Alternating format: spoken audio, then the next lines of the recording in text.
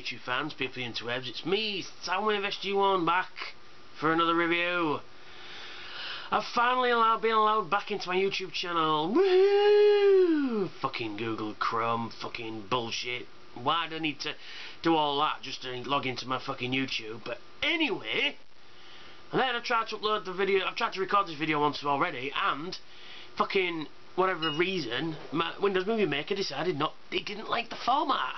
Like it's not like the format before. Anyway, yes, I'm going to be reviewing a movie that came out in 2004. Was it about 3 or 4 weeks before Shaun of the Dead? And that would be Zack Snyder's Dawn of the Dead. Now, this is a remake to the 1978 classic Dawn of the Dead. George A. Romero's Dawn of the Dead. Now, as remakes go, this is a fairly good one. In fact, this is a fucking brilliant one. I was in the camp of, you can't remake Dawn, it's the greatest zombie movie ever made, what the fucking hell's going on, what the fucking hell are you doing, you can't do it, rah rah rah rah rah. However, when, I was going to go see it ironically, and I was going to go with the intention of going, this is shit, I hate it, it's fucking bullshit, what were they thinking, yada yada yada, as you do. But within 10 minutes of this fucking movie, I was hooked. I was like literally on the edge of my seat going, oh my god, this is amazing. The first 10 minutes is just like a masterstroke. It really is. It's because basically the film starts off, a young girl at work, she's a nurse, and sort of like the first kind of hints that things are going wrong is when the doctor says, oh, why has he come up for an X-ray why has he come for MRI when he's only been bitten on the hand? That sort of little things like that. Then little things, she comes home from work, she sees her husband, and they have shower sex, as you do. Not me though. Then, the little girl next door bursts into the bedroom, and she's all got no lips, she's all teeth, and hilarity ensues. Her husband gets killed and gets bitten by the little girl and becomes a zombie, and then the fucking shit's hit the fan. She walks out the door, and the end of the world. It is pretty cool. I mean, like I say, and from then it just it's one of those movies that ramps up. Everything you see is like better, and there's no real sort of calm down moments. It's sort of like boom, boom, boom, boom, boom, boom, boom. I think the only time it sort of slows down is when they actually get to the mall. Then it really kind of, slows right down. I've just got an email, I think. So, but yeah, as movies go, now I have a few niggles, shall we say, a few criticisms about this movie. Number one, the dead. The end of the world's never explained, but that's a good thing because it's not explained in the original movie anyway. It's just happening. Nobody knows why. And I think the kind of ambiguity about it is really good because, like these days, we like in George Romero's Diary of the Dead, we get all our information pretty much exclusively from the internet. And if that went down, we'd have to resort to television, and if television went down, we'd have to resort to radio. But it's the kind of thing of, when a disaster strikes, particularly in the first few hours, nobody knows what's happening. And I think that's what works to this advantage, because you don't know what's happening, you don't know why it is, you don't know if it's a virus, if it's, if it's a man-made virus, if it's a natural virus, if it's organisms from space, if it's fucking voodoo mysticism, if it's the wrath of God himself, or it's the devil going, haha, I'm still evil, remember me. It's there's that kind. You can put any spin you want on it, and I think that's what makes it so good. But like I said, the only criticisms I've got with it is, number one, in this version, the only way to become a zombie is if you get bitten by one, right? And now people go, well, that's how you become a zombie. No, in the original movies, in the Romero movies, if you died for any reason, you became a zombie. You know, like I say, if you got shot or fell down off a ladder, or you know, or heart attack or whatever, brain embolism, you would come back as a zombie. If you get bitten by a zombie, you die in about 3 days and become a zombie that much quicker. You know, it's that kind of thing. But yeah, this is the only way to become a zombie if you get bitten, because some people get shot and they don't come back, which is a bit of a departure, shall we say. And the other thing is running zombies, fast zombies. They work in the confines of this film because it gives the zombie threat an added sort of, what's the word I'm looking for? Makes them more dangerous, really, because in the original Dawn it's kind of, they're gonna get us anyway, you know, and you know, that's it. It's that kind of, the threat's constant. It's just a matter of time.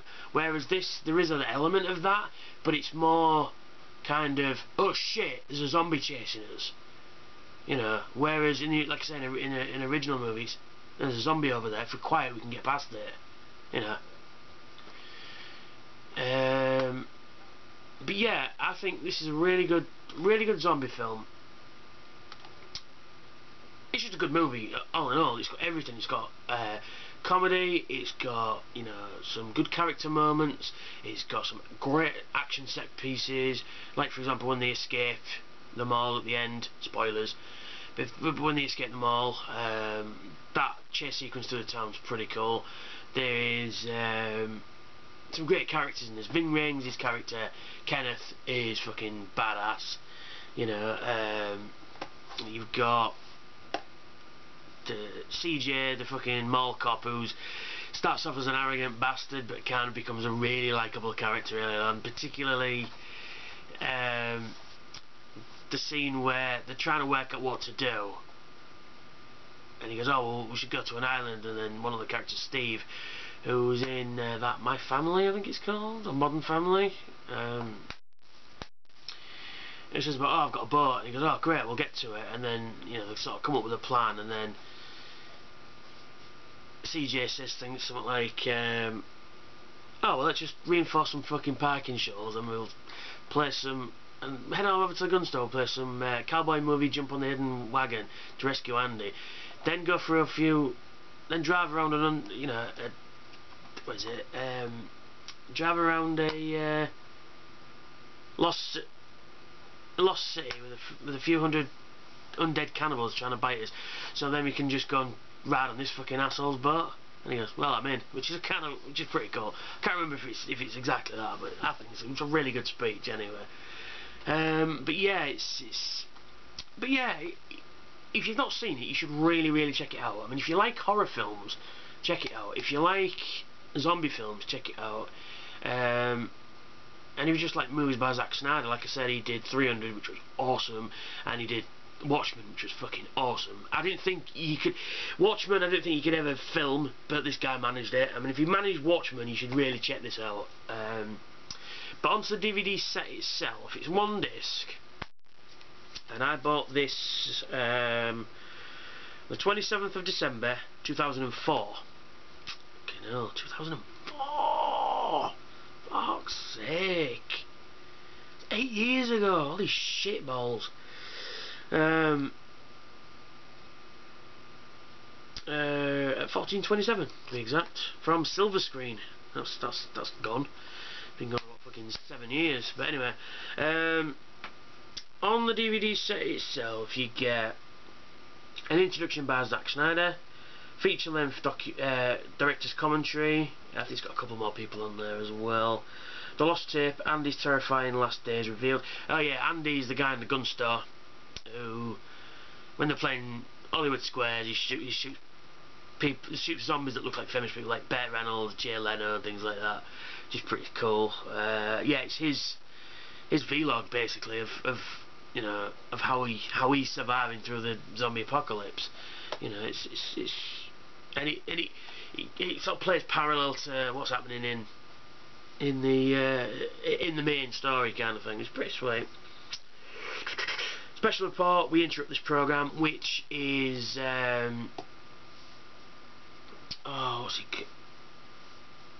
which is sort of a mock news report by Dr. Franklin from Babylon 5, and I forget, Richard Biggs, there we are. Richard Biggs sadly passed away not much longer, not too much longer after he did this. Basically, he's playing a news reporter and sort of in the studio, and they keep cutting to various reporters throughout the world.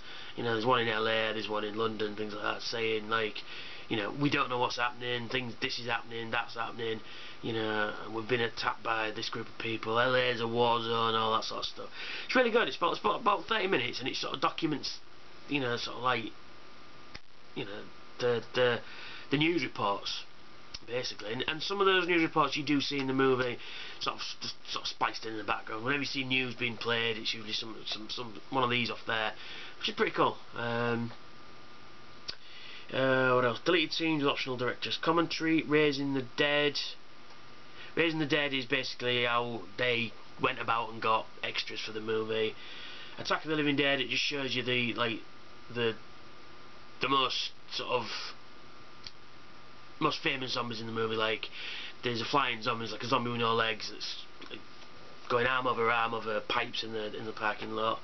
And the one-armed Chinese dude that just runs like fucking right across the parking lot in about 10 seconds.